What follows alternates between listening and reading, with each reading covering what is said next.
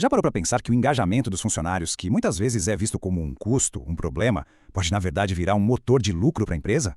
Pois é. Hoje a gente vai mergulhar em como um programa de inovação pode deixar de ser despesa para se tornar uma fonte de rentabilidade.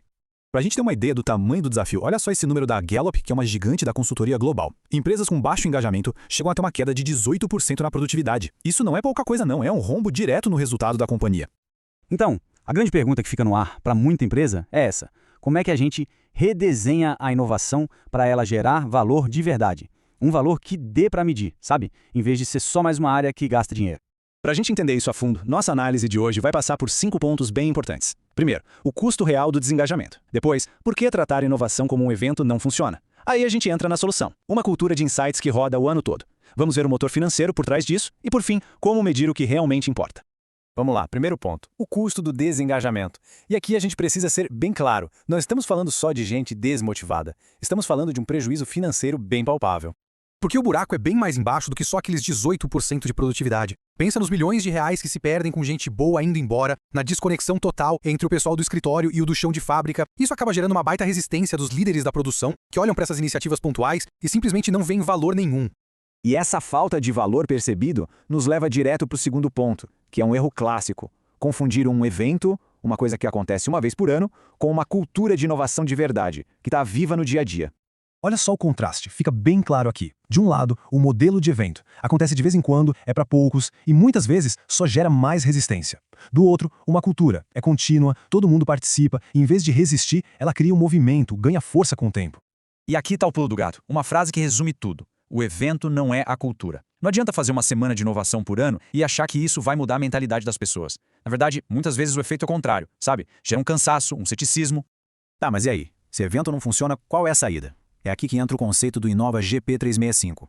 A ideia é ter um programa contínuo que roda o ano inteiro, pensado justamente para transformar a inovação numa prática diária. E a estrutura toda se apoia em 3 pilares. Primeiro, engajar a base. E quando a gente fala base, é todo mundo mesmo.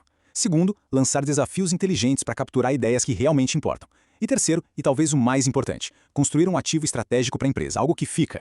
Mas como é que se engaja todo mundo na prática? A estratégia é ir onde o pessoal está, colocar totens interativos nas áreas de descanso, mandar quizzes rápidos pelo WhatsApp e, para deixar a coisa mais legal, usar patrocínios como da NBA e do Brasileirão para criar uma competição saudável. A ideia é transformar os líderes em verdadeiros mobilizadores. Todas essas ideias e informações coletadas vão para um lugar, o chamado banco de insights.